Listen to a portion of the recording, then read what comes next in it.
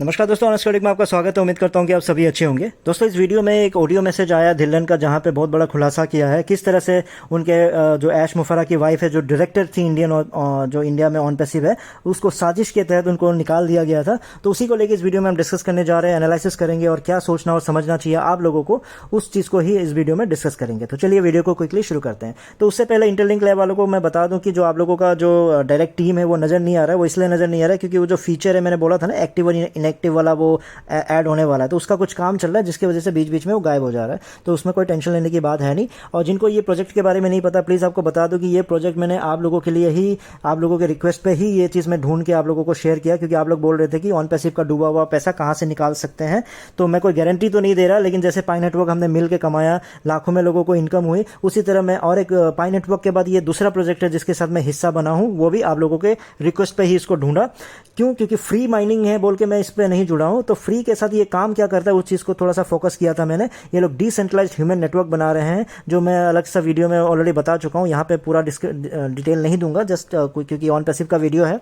और प्लस ये क्या है कि इनका बहुत ही जल्द इनका आपका डिसेंट्रलाइज जो आपका जो क्रिप्टो एक्सचेंज है वो आने वाला है, इनका वॉलेट आने वाला है खुद का। फिर इनको गूगल का जो इन्वेस्टमेंट है वो मिला हुआ है। फिर इनका न्यूयॉर्क स्टॉक एक्सचेंज में इनकी लिस्टिंग होने का जो प्लान है 2026 में, वो आपका चल रहा है। तो बहुत सारी चीज़ें चल रही हैं जिसकी वजह से मुझे लगा कि हाँ ठीक है, कंपनी के साथ जुड़ सकते हैं। क्योंकि मेरी बस एक ही मतलब एक सपना है कि आप लोग किसी तरह से, जिस तरह से मैंने पाई नेटवर्क में खुशी मनाया था, उसी तरह से मैं 5, 6, 7 महीने के बाद बोलूं कि हाँ, आप लोगों ने आपका जो ऑन पैसिव का डूबा हुआ पैसा है इस कंपनी से आपने निकाल लिया। कोई गारंटी मैं नहीं दे सकता, डेफिनेट सी बात है। प्रोजेक्ट कोई और कर रहा है, मालिक कोई और है, कंपनी कोई और है, थर्ड पार्टी है, डेफिनेट सी बात है। हम लोग क्या कर सकते हैं, एनालिसिस कर सकते हैं, सोच और समझ सकते हैं। उसके बाद भले ही फ्री है, लेकिन अपना टाइम का इन्वेस्टमेंट हो, चाहे आपका कोई भी चीज़ का इन्वेस्टमेंट हो, उसको लेके कम से कम हम मतलब समझदारी से उसका डिसीजन ले सकते हैं।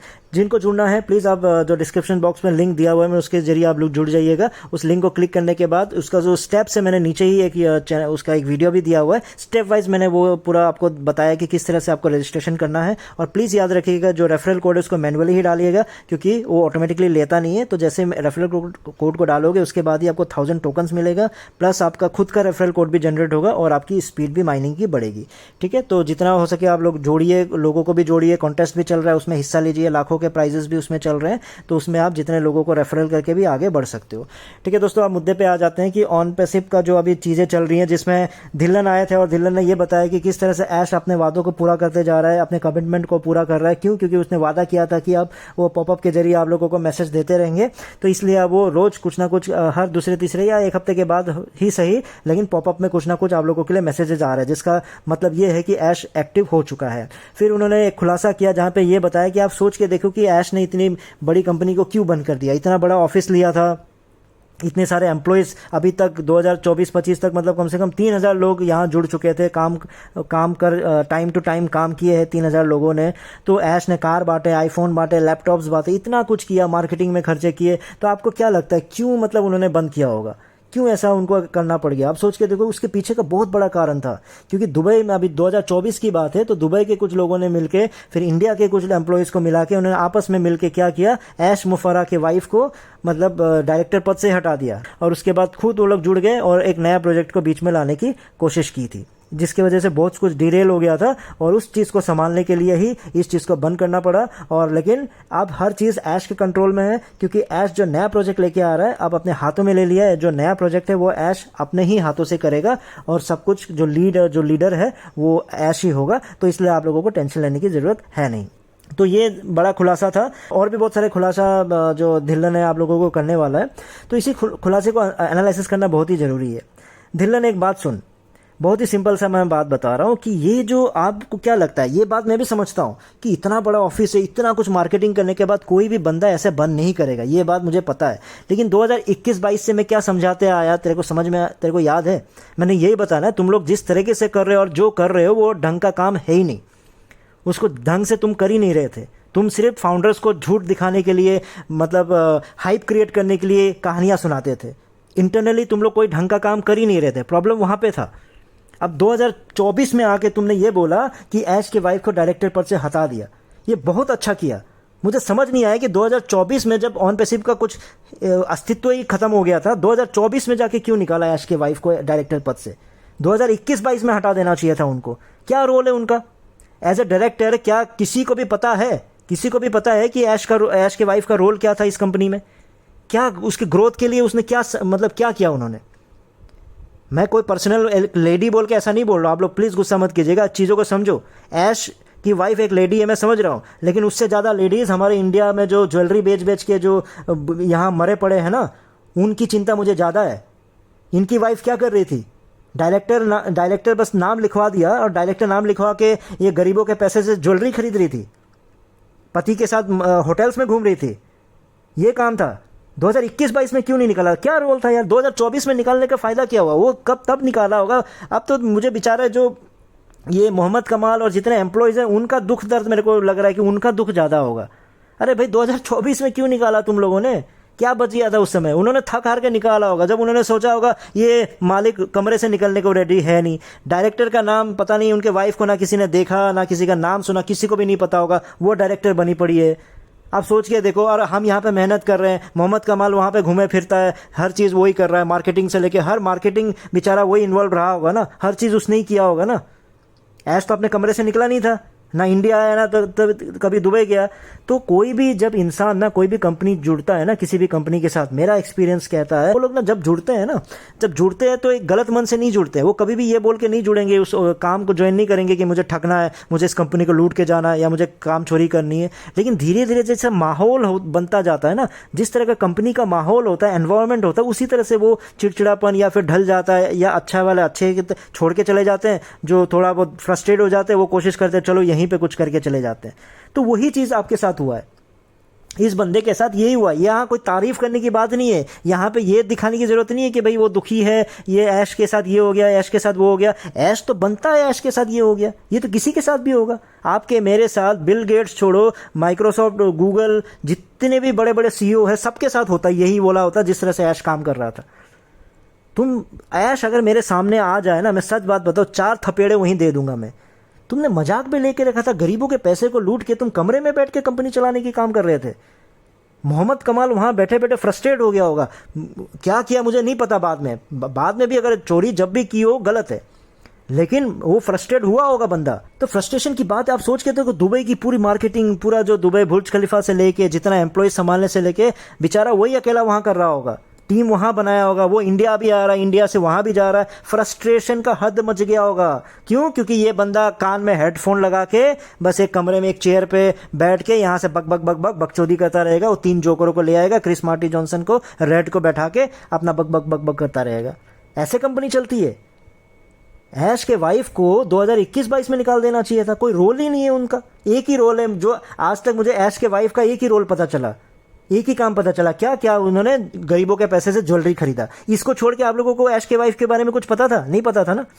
और जो डायरेक्टर बनी है, इसका खुलासा मैंने 8 महीने पहले किया था। अंधभक्त तो दिखाया था ना कि इंडिया का डायरेक्टर सिर्फ ये है, उनकी वाइफ है और 2 नाम पता नहीं इंडिया का किसी को दे दिया, वो भी 0.1 पता नहीं एक शेयर दिया है उनको। ये खुलासा किया था ना मैंने। उस समय तो तुम लोग नीचे गाली दे रहे थे, तुमको सारा ज्ञान है। कहाँ? अब 2025 में जाके ये धिल्लन बेवकूफ़ों का जो राजा है वो आके आप बता रहा है कि उसकी वो डायरेक्टर यहाँ की थी। आप बता के क्या होने वाला है? ये तो भाई ऑनेस्ट क्रिटिक ने 8 महीने पहले बता दिया था। तुमने क्या नया खुलासा कर दिया? और जो निकाल दिया वो बहुत बड़ी गलती की। 2024 में कौन निकालता है? अरे जब ऑन पैसिव का जब टेक्निकली खत्म हो चुका है, तब तो बेचारे फ्रस्ट्रेशन में निकाल दिया होगा। 2021 में निकाल देना चाहिए था इनको। अरे डायरेक्टर बनाओ, कोई ढंग के लोगों को बनाओ ना, जो कुछ कंट्रीब्यूट करे, कंपनी को कुछ करे। अरे ऐश, तुम, मुझे समझ नहीं आ रहा, तुम ना वहाँ के ना दुबई के डायरेक्टर हो, ना इंडिया के डायरेक्टर हो। तुम्हारे मन में इतना कालापन चल रहा था क्या? तुम कहीं पे भी अपना नाम इन्वॉल्व करना नहीं चाह रहे थे? हैं? क्यों नहीं बन रहे थे? इंडिया का डायरेक्टर बनने क्या प्रॉब्लम था? दुबई में अपना नाम डालने में क्या प्रॉब्लम था? क्या चल रहा था? जब वाइफ का नाम डाल सकते तो अपना नाम भी तो डाल सकते थे ना। तो धिल्लन, बात सुन तू, मतलब तू ये ना बकचोदी वाली बातें, ऐश का चमचागिरी, ऐश को चाटने वाला काम ना यहाँ पे बार बार करके मत दिखा। 3000 एम्प्लॉयज़ आते जाते रहे, क्यों? इतना एम्प्लॉयज़ की क्या जरूरत पड़ गई? इसका ये मतलब हुआ कि आपका जो वर्किंग कल्चर था वो अच्छा था ही नहीं। आपके टोटल मिला के 200 300 250 लोग काम कर रहे थे, लेकिन इतना 5 सालों में 3000 लोगों ने अगर काम कर दिया, इसका मतलब हर दूसरे तीसरे महीने कोई ना कोई छोड़ के भाग रहा था। क्यों? क्योंकि आप लोगों का टॉक्सिक कल्चर होगा, वहां पे लोग परेशान हो गए थे। आप लोगों को इतने परेशानी में आप आईफोन, लैपटॉप, कार ये सब बांटते फिर रहे थे। ये सब बांटने से लालच बढ़ता है, इससे मोटिवेशन नहीं बढ़ता है। मोटिवेशन तब होता एज ए मालिक जब आप वहां पे जाते, एम्प्लॉयज से मिलते, उनके साथ पार्टी करते, उनको इतना ही बहुत होता है एम्प्लॉयज को मोटिवेट करने के लिए। कार देने से क्या, कार, आईफोन, लैपटॉप, ये आप वहां पे एक टॉक्सिक कल्चर जन्म करवा दिए। क्यों? क्योंकि वो बोलेगा यार मैंने मेहनत किया था, कार उसको दे दिया, मैंने यह काम किया था, आईफोन उसको दे दिया। इससे आपस में जलन स्टार्ट हो गया होगा, अपने में प्रॉब्लम स्टार्ट हो गया होगा। पीपल मैनेजमेंट का कुछ तो सीख लेते। त्यौहार में दे दो वो अलग बात है, ऐसे मिठाइयाँ बांट दो वो अलग बात है। तुम आपस में काम के बेस पे तो जब तुम आईफोन, कार देने लग गए ना, तभी गड़बड़ तो तभी से शुरू हो ही गया था। लेकिन गड़बड़ उससे पहले से शुरू हो गया था, जब सबको पता था कि काम ढंग का चल नहीं रहा है। तो भाई तुमको मजबूरी में लैपटॉप, कार बांट बांट के काम चला रहे थे। वो भी अपने पैसे से नहीं बांट रहे थे, लोगों के गरीब लोगों के पैसे से बांट रहे थे। हीरो बन रहे थे तुम, पैसे बांट के, दूसरों के पैसे को बांट बांट के हीरो बन रहे थे। अभी फिर से दोबारा इसने कंट्रोल पे ले लिया है। हर साल, हर दूसरे साल ये कंट्रोल। नगमा से पूछो, नगमा से पूछो कितने बार उसने वीडियो बनाया कि इस बार ऐश ने अपने हाथों में कमान को ले लिया है। कौन से साल में ऐश ने अपने कमान, सबसे पहला कमान में लिया था 2020 में, जब मैंने गुस्से में 2021 में रिफंड ले लिया था। उसने बोला कि इस बार 2020 में बोला था कि इस बार कमान जो है ऐश ने अपने हाथों में ले लिया। 2020 की बात है। तब मैं समझ गया था इस बकचोद इंसान का कि भैया पैसे अब वापस रिफंड ले लो, मौके का फ़ायदा है। मार्केटिंग के चक्कर में लोगों को दिखावे के चक्कर में ये अभी रिफंड दे रहा है, बाद में देगा नहीं, मौके पर रिफंड ले लो। ठीक है, तो मैंने ये सोच के रिफंड ले लिया। अभी रिफंड मांग के देखो आप लोग, बहुत बड़ा दयालु है ना, बहुत बड़ा ह्यूमैनिटी के लिए काम करता है ना। रिफंड मांग के देखो इससे, रिफंड छोड़ो, अपना कमीशन मांग के देखो, कमीशन को गोली मारो। तुमने जो इतना मेहनत करके जो 30 दिन जा के जो काम किया, उनकी सैलरी मांग के देख लो। ह्यूमैनिटी करेंगे ये, ह्यूमैनिटी करेंगे। यार वाइफ को डायरेक्टर बना के रख दिया, और ये धिल्लन आज जाके 25 को कहानी सुना रहा। जो 8 महीने पहले ऐश, जो ऑनेस्ट क्रिटिक सबको बता के रखता है, वो एक साल के बाद बता के हीरो बन रहा है। ये धिल्लन, धिल्लन सुधर जा। तू कनाडा में बैठा हुआ है, वहीं से यूएस जा, वहाँ पे ऐश की चाटना है, वहाँ चाटते रहे। यहाँ इंडिया में जहर मत फैला, लोगों को और गुमराह मत कर। ऐश दोबारा आप बोल रहे हो कि पॉपअप के जरिए वो एक्टिव हो गया है। दोस्तों याद रखिएगा कि ऐश जब भी एक्टिव होता है तो आपको एक ही चीज़ ध्यान में रखना है कि आपके पॉकेट में 5 से 10 हज़ार होने चाहिए। ऐश 2020 से लेकर 21 में बहुत एक्टिव था। क्यों आप लोगों के जेब में 9 हज़ार पड़े हुए थे, आप लोगों को 9 हज़ार उसमें डलवा रहे थे। फिर ऐश ने बोला कि बोनस देंगे बोल बोल के आप लोगों के 9 हज़ार लेते रहे। जैसे ही आप लोगों का 9 हज़ार मिलना कम हो गया, जब बोनस देने की बारी हो गई, तो ऐश फिर गायब हो जाता है। फिर दोबारा वो एक्टिव कब हुए? जब पेंडिंग आईडी बेचना था। जब पेंडिंग आईडी बेचना था फिर से एक्टिव हो गया वो, फिर गायब हो जाता है वो। फिर जब आप लोगों से पैकेज खरीदना था, ये इतना शैतान दिमाग वाला इंसान था। सैलरी बांटना था, वहाँ से सैलरी कम हो गया। मोहम्मद कमाल, अब सब जब परेशान हो गए कि क्या करें। अब मोहम्मद कमाल का भी पूरा दोष मैं नहीं मानूंगा। अब जब तुम आते नहीं हो ना, तनख्वाह दे, 2023 से तुमने तनख्वाह देना बंद कर दिया था। जब 2023 से तनख्वाह दे देना बंद कर दिएगा, भाई मोहम्मद कमाल मालिक तो था नहीं। जब वो मालिक था नहीं तो पैसे कहाँ से लाता? जब वो पैसे मांगना शुरू किया तो तुमने क्या कहानी बना दिया? तुमने बोला होगा चलो अब हम, अच्छा पैसा की ज़रूरत है, मैं जो 1200 करोड़ है वहाँ से खर्चा नहीं करेगा। वो 1200 करोड़ जो फाउंडरशिप से ले लिया उससे खर्चा नहीं करेगा। उसने क्या बोला, अच्छा तनख्वाह देना है, पैसे कम पड़ रहे हैं, चलो एक काम करते हैं, ओ कनेक्ट को बेच देते। ओ कनेक्ट को बेच के तनख्वाह देने का प्लानिंग किया। लेकिन भाई दुबई में फंस गए। वहाँ भाई बैंकों ने पकड़ लिया इनको मनी लॉन्ड्रिंग के केस में। जब वहाँ फंस गए तो भैया तनख्वाह ही नहीं दिया। ये ह्यूमैनिटी का देवता तनख्वाह देना ही बंद कर दिया। और यहाँ पे फाउंडर्स क्या उम्मीद कर रहे हैं? उनकी ज़िंदगी बदलेंगे। और उनका क्या बदलेगा? अरे भैया, जिस कंपनी को तुम कभी देखने नहीं जाते, कभी मिलने नहीं जाते, कभी उस कंपनी को जाके किसी एम्प्लॉय से जाके मिलते नहीं हो, वो कंपनी बर्बाद होना ही होना है। कोई भी कितना भी बड़ा सीईओ, कितना भी टैलेंटेड आदमी हो, वो तो भैया ऐसे काम करके ऐसे भी बर्बाद कर देता। और ये इस बंदे में तो टैलेंट भी नहीं था, इसके बस मार्केटिंग टैलेंट था। मार्केटिंग टैलेंट मतलब बकचोदी करना, और एमएलएम वाले जो लोग होते हैं ना, दुनिया भर की कहानियां सुनाना, लोगों को सपने दिखाना, बस वही टैलेंट था। तो दोस्तों आप इन बातों में मत आओ कि ऐश एक्टिव हो गया है। आप लोगों के लिए क्या है एक्टिव में, ये कर दिया वो कर दिया। भाई आप लोगों के पैसे के बारे में बताओ ना। एक्टिव के अगर एक्टिव होना है तुम ये बात बताओ कि भैया ये जो आपका कमीशन का पैसा मिलेगा नहीं मिलेगा, फाउंडरशिप का पैसा मिलेगा नहीं मिलेगा, जो आप लोगों जो हम जुड़े हुए थे ऑन पे सिप से, वो सब पैसा वापस आएगा नहीं आएगा। उस चीज़ को बताने से समझ में आता कि आप एक्टिव हो रहे हो। नया कंपनी ला रहे हो, और उसमें दूसरों को दोष देते जा रहे, उसने ये कर दिया, उसने ये कर दिया, उसके वाइफ को निकाल दिया। 2024 में निकाला। बेवकूफ लोग थे जो 2024, जब 2024 में कुछ बचा ही नहीं था, वो बेचारों ने सोचा होगा जो भी बचा कुछ है चलो देख लेते हैं, कंपनी चला लेते हैं, हम ही कुछ कर देते हैं फाउंडर्स के लिए, वैसा सोच के किया होगा। अब देखा होगा ये कोई काम तो कर नहीं रही, हटा दो। ऐश तो कुछ कर ही नहीं रहा है, ऐश तो भैया छुप गया वहाँ पे, तो वो सोच के उन्होंने हटाया होगा। ये कोई न्यूज़ नहीं है, ये कोई खुलासा नहीं है, ये बहुत बड़ी गलती का एहसास दिलाया कि किस तरह से लोगों ने 2024 में जाके उसकी वाइफ को निकाला। ठीक है दोस्तों, उम्मीद करता हूँ कि आप लोगों को कुछ समझ में आया हो। इस वीडियो में इतना ही था, फिर नए वीडियो में नए टॉपिक के साथ आऊँगा, तब तक के लिए टेक केयर, बाय बाय।